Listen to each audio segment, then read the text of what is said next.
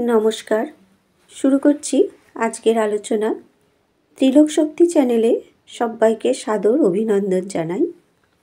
আজকের আলোচনা শ্রীরামকৃষ্ণ ও রাজার কর্তব্য। ভক্তেরা আগ্রহের সহিত দেখিতেছেন কি পুস্তকের নাম দেবী চৌধুরানী। ঠাকুর শুনিয়াছেন দেবী চৌধুরানীতে নিষ্কাম কর্মের কথা আছে। লেখক শ্রীযুক্ত বঙ্কিমের সুখ্যাতিও শুনিয়াছিলেন। পুস্তকে তিনি কি লিখিয়াছেন তাহা শুনিলে তাহার মনের অবস্থা বুঝিতে পারিবেন।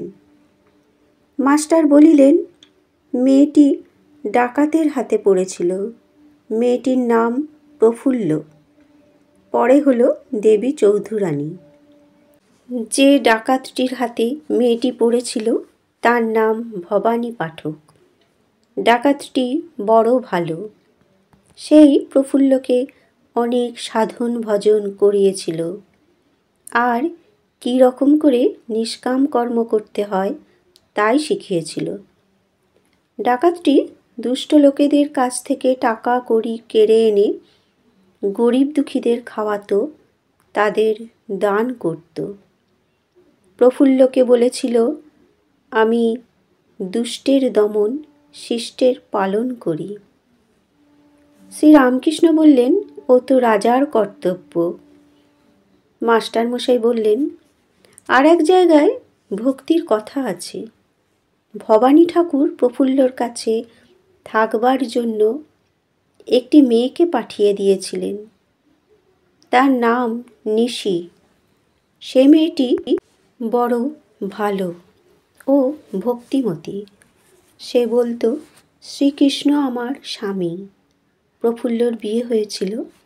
প্রফুল্লর বাপ ছিল না, মা ছিল। মিছে একটা বদনাম তুলে পাড়ার লোকে ওদের একঘরে করে দিয়েছিল। তাই শ্বশুর প্রফুল্লকে বাড়িতে নিয়ে যায় নাই। ছেলের আরও দুটি বিয়ে দিয়েছিল।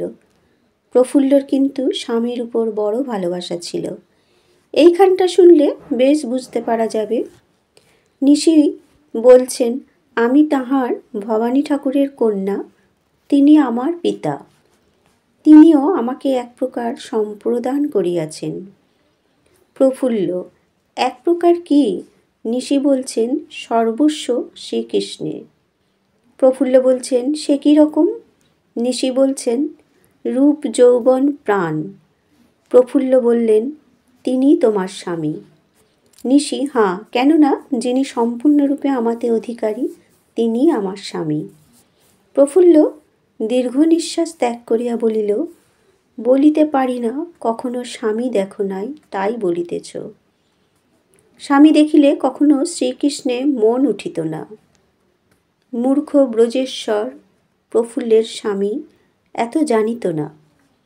বয়স্যা বলিল, শ্রীকৃষ্ণে সকল মেয়েরই মন উঠিতে পারে, কেননা তাঁর রূপ অনন্ত, যৌবন অনন্ত, ঐশ্বর্য অনন্ত। এ যুবতী ভবানী ঠাকুরের চেলা, কিন্তু প্রফুল্ল নিরক্ষর। এ কথার উত্তর দিতে পারিল না। হিন্দু ধর্ম প্রণেতারা উত্তর জানিতেন। ঈশ্বর অনন্ত জানি, কিন্তু অনন্তকে ক্ষুদ্র হৃদয়পিঞ্জরে পুরিতে পারি না, কিন্তু শান্তকে পারি। তাই অনন্ত জগদীশ্বর হিন্দুর হৃৎপিঞ্জরে শান্ত শ্রীকৃষ্ণ। স্বামী আরও পরিষ্কার রূপে শান্ত। এই জন্য প্রেম পবিত্র হইলে স্বামী ঈশ্বরে আরোহণের প্রথম সোপান। তাই হিন্দু মেয়ের পতি দেবতা। অন্য সব সমাজ হিন্দু সমাজের কাছে এ অংশে নিকৃষ্ট। প্রফুল্ল মূর্খ মেয়ে, কিন্তু কিছু বুঝিতে পারিল না। বলিল, আমি অত কথা ভাই বুঝিতে পারি না। তোমার নামটি কি? এখনো তো বলিলে না। বয়স্যা বলিল, ভবানী ঠাকুর নাম রাখিয়াছেন নিশি। আমি দিবার বহিন নিশি। দিবাকে একদিন আলাপ করিতে লইয়া আসিব, কিন্তু যা বলিতেছিলাম শোনো। ঈশ্বরই পরম স্বামী, স্ত্রীলোকের পতি দেবতা। শ্রীকৃষ্ণ সকলের দেবতা। দুটো দেবতা কেন ভাই? দুই ঈশ্বর? এ ক্ষুদ্র প্রাণের ক্ষুদ্র ভক্তিটুকুকে দুই ভাগ করিলে কতটুকু থাকে? প্রফুল্ল বললেন, দূর, মেয়ে মানুষের ভক্তির কি শেষ আছে? নিশি বললেন, মেয়ে মানুষের ভালোবাসার শেষ নাই। ভক্তি এক, ভালোবাসা আর। মাস্টার বলিলেন, ভবানী ঠাকুর প্রফুল্লকে সাধন আরম্ভ করালেন। প্রথম বৎসর ভবানী ঠাকুর প্রফুল্লের বাড়িতে কোনো পুরুষকে যাইতে দিতেন না, বা তাহাকে বাড়ির বাহিরে কোনো পুরুষের সঙ্গে আলাপ করিতে দিতেন না। দ্বিতীয় বৎসর আলাপ পক্ষে নিষেধ রহিত করিলেন, কিন্তু তাহার বাড়িতে কোনো পুরুষকে যাইতে দিতেন না। পরে তৃতীয় বৎসরে যখন প্রফুল্ল মাথা মুড়াইল, তখন ভবানী ঠাকুর বাছা বাছা শিষ্য সঙ্গে লইয়া প্রফুল্লের নিকটে যাইতেন। প্রফুল্ল ন্যাড়া মাথায় অবনত মুখে তাহাদের সঙ্গে শাস্ত্রীয় আলাপ করিত। তারপর প্রফুল্লের বিদ্যাশিক্ষা আরম্ভ। ব্যাকরণ পড়া হইল, রঘু, কুমার, নৈষদ, শকুন্তলা। একটু সাংখ্য, একটু বেদান্ত, একটু ন্যায়। শ্রীরামকৃষ্ণ বললেন, এর মানে কি জানো? না পড়লে শুনলে জ্ঞান হয় না। যে লিখেছে এসব লোকের এই মত। এরা ভাবে আগে লেখাপড়া, তারপর ঈশ্বর। ঈশ্বরকে জানতে হলে লেখাপড়া চাই। কিন্তু যদু মল্লিকের সঙ্গে যদি আলাপ করতে হয়, তাহলে তার কখানা বাড়ি, কত টাকা, কত কোম্পানির কাগজ, এসব আগে আমার অত খবরে কাজ কি?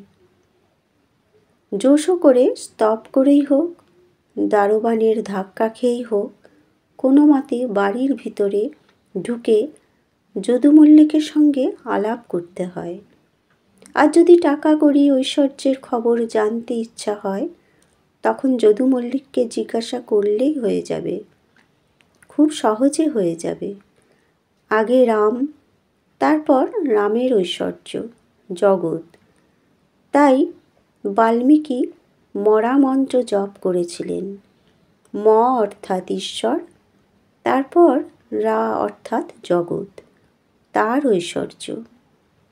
ভক্তেরা অবাক হইয়া ঠাকুরের কথামৃত পান করিতেছেন। বন্ধুরা, আজকের কথামৃত আলোচনা পাঠ এ পর্যন্তই। ধন্যবাদ।